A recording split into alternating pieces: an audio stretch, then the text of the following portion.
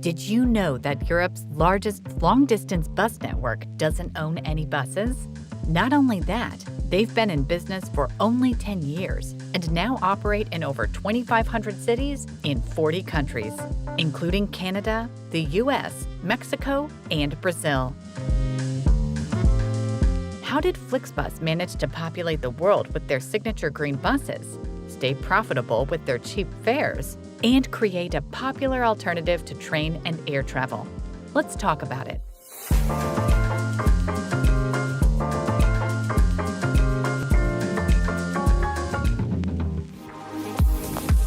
None of this would have happened if in 2013, Germany didn't allow private, long-distance bus companies to enter the market. You see, since 1934, long-distance scheduled bus service was prohibited in Germany to protect substantial investments in the railroad system. Over the years, Deutsche Bahn, Germany's national railway company, had grown to become a monopolizer of intercity travel. So in 2013, private bus and rail companies were finally allowed to compete with state-owned railways. They could run coach services on the same routes, set up their stops, choose their own timetable and fares, though operators would still have to be authorized. Within the first month of deregulation, 50 operators applied for authorization. Actually, Germany was one of the last European countries to free up the market. While long-distance bus transport in the UK and Nordic countries had long been deregulated, Germany, France, and Italy were the last to open the market to private companies. But just like airline deregulation in the US in 1978 and in the EU in 1993, the process has introduced many benefits for travelers.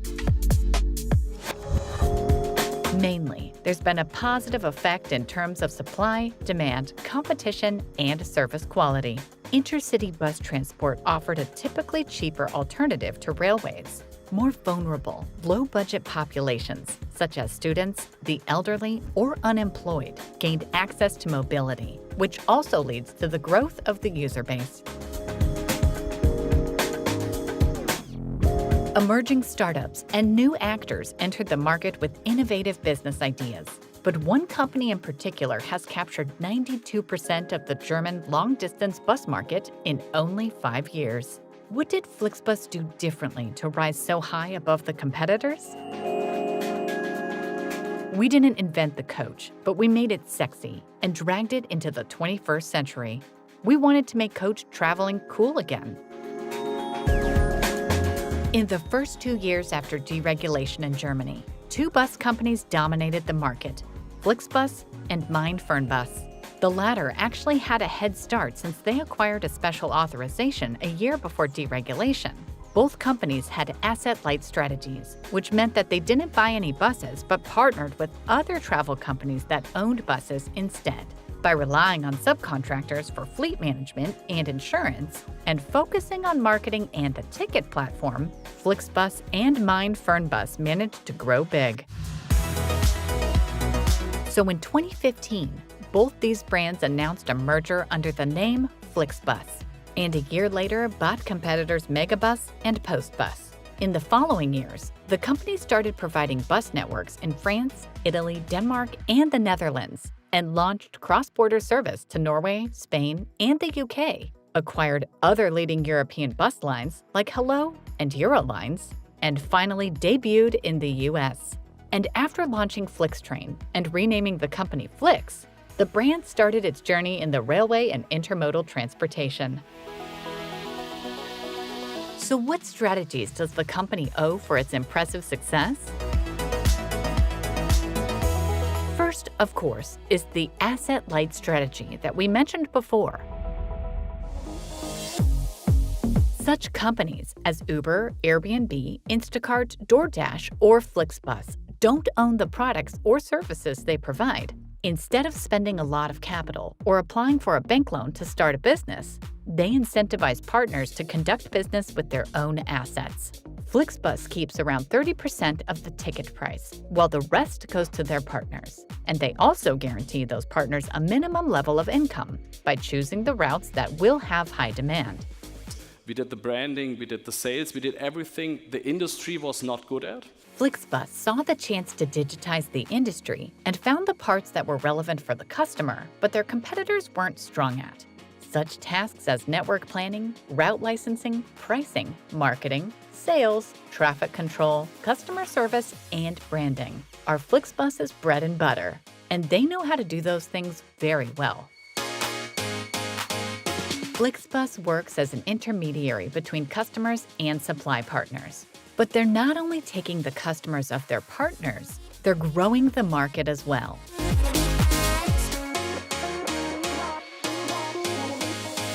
How do you make more people take buses? First, by making them cheaper than everything else. You can travel for $10 and it will take 6 hours. You can travel for $20 and it will take 4 hours. Or you can fly for $100 and it will take 2 hours. Price-sensitive customers will always choose the cheapest option, even if it's less convenient. But there's still a market for trains and aircraft, and it's still a rational choice to use them if you need speed and comfort. What isn't a rational choice is to take a car trip for 6 hours. It will take about as long as a bus ride, but it will be much more expensive and physically straining. So FlixBus made an assumption that if they make the product broad enough by providing many routes, they can create an alternative to the car. Cars remain the dominant mode of long-distance traveling, so the market is huge. And if at least 10% of people switch from cars to buses, FlixBus can gain a massive customer base. This is why FlixBus is focused on growing the market and making the coach a valid alternative for every type of traveler. And here's how they do that. For example, let's talk about their booking and ticketing platform. Buying a bus ticket, especially 10 years ago, was a much more complicated matter. Depending on the service provider, you might have to buy a ticket online, or at the desk at the station, or directly from a driver. Not all bus companies were digitized, so there was limited ability to check availability or the schedule. And travelers would have to rely on word of mouth, blogs, and even information directly at the station. Airlines and railways were much more reliable in that regard. The industry desperately needed a platform where you can search, book, and pay for bus tickets conveniently, and FlixBus delivered. First, FlixBus offers all of the options for purchasing: online, at a branded ticket booth, and on board the bus. Canceling or changing the trip online is also easy and can be done for a small fee with funds returning as credit. You can also book extra service, like seat reservation and extra luggage. Second, they have a convenient, user-friendly app with extra features, such as real-time tracking, real-time journey information, and automatic schedule updates. The ticket is stored in an app and can be scanned from the phone for easy boarding. Of course, FlixBus wouldn't succeed without its cheap prices. FlixBus is not a bus company. It's a tech company.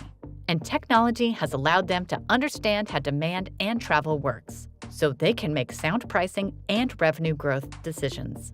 They've been using dynamic pricing, a revenue management technique allowing them to change fares in response to consumer demand. For example, the closer the departure date, the more expensive a ticket is, so early bookers can grab seats fairly cheaply, while those who book later will have to pay more. At the same time, if the bus isn't filled to capacity, some of those remaining seats will be priced significantly lower, and last-minute travelers can find budget-friendly options as well. Understanding how different routes perform, which origin-destination pairs bring the highest capacity, and how travel patterns can change based on seasonality, competitors, and many other factors isn't possible without data analytics and machine learning that FlixBus employs. Most people would think it's the buses. That's part of it. We invented this whole Wi-Fi thing, but that doesn't change the picture. It's easy to copy. It's partly the physical product, but to a large extent, it's what you don't see. It's how you plan. What do you think is the right proposal for the customer? The right number of rides, the data you need to understand what's the exact price, and balancing all these things This gives the right product. Though they're not in the bus business, thanks to their work with data and the skilled group of around 250 software engineers, they understand the industry better than operators who do the transportation part. Another component of their cheap pricing is that their technology and model can be easily scaled up. For example, drivers also have the app that navigates them using audio prompts. We track the location of the bus, calculate the best route and the ETAs, display all this to the driver, and talk them through the entire journey turn by turn. You don't reinvent the wheel every time a new operator joins the network, so growing actually requires comparatively low investment. One more thing that differentiates FlixBus from other transportation methods is sustainability. Buses are actually the greenest form of transportation available, while diesel trains, the second most sustainable ground transportation type, emit 0.41 pounds of CO2 per passenger mile. Charter buses emit only 0.17 pounds. FlixBus went even further in their green initiatives and has been using the lowest emission vehicles possible and testing electric coaches, renewable fuel, and even a bus with solar panels. And, of course, passengers can choose to compensate for their CO2 emissions when booking a trip. A lot of travelers these days have expressed their desire to travel more sustainably and have been choosing long-distance coach over airplanes and private cars. So it makes sense that the eco-conscious youth have been picking FlixBus for their journeys. Another thing FlixBus does well is a consistent level of service. All FlixBus vehicles promise free Wi-Fi, extra legroom, plug sockets, restrooms, and space for hand luggage. So, regardless of the supplier or the country you're traveling in, you can expect the same quality of service. This, of course, is subject to debate, as many customers note that buses are sometimes late, there can be sudden downgrades of vehicle classes, drivers are often rude, and customer service is not always helpful. Many unsatisfied customers are very vocal about regretting choosing FlixBus for their trip, but it seems like there are still a lot more satisfied customers. In fact, FlixBus announced that 2022 was their most successful year ever, with a revenue increase of 185% and a serving record-breaking 60 million travelers. People know the brand well, enjoy the convenient app and consistently cheap prices, and are happy about their low environmental impact. But the long-term impact of FlixBus popularity is even more impressive.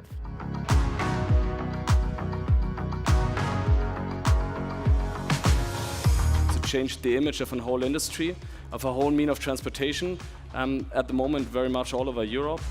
Although FlixBus owes a part of its success to long-distance coach deregulation in Germany in 2013, their biggest achievement is creating a model that has been proven to work in 40 markets. Let's look at how they did this in the US. In 2018, FlixBus launched in the West Coast with 180 connections across California, Nevada, and Arizona. The American travel market is very different from the European, but it was nonetheless a success, with prices starting at just $2.99, stops in such hubs as Los Angeles, San Diego, Las Vegas, and Phoenix, and quality service. FlixBus attracted customers that never took a long-distance bus before.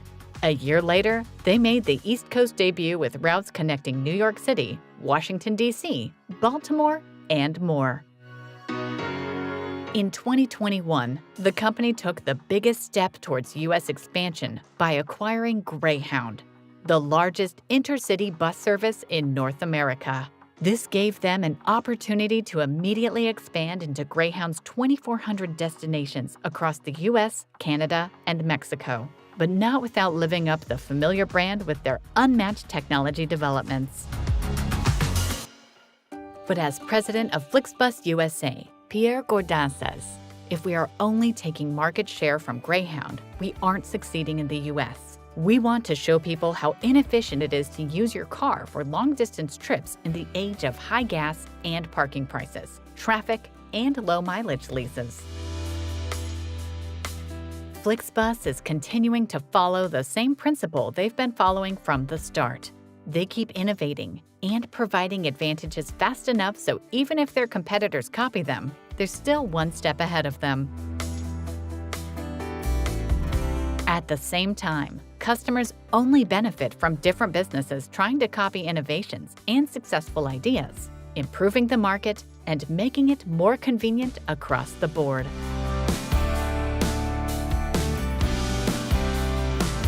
Let us know what travel brands you want us to explore next.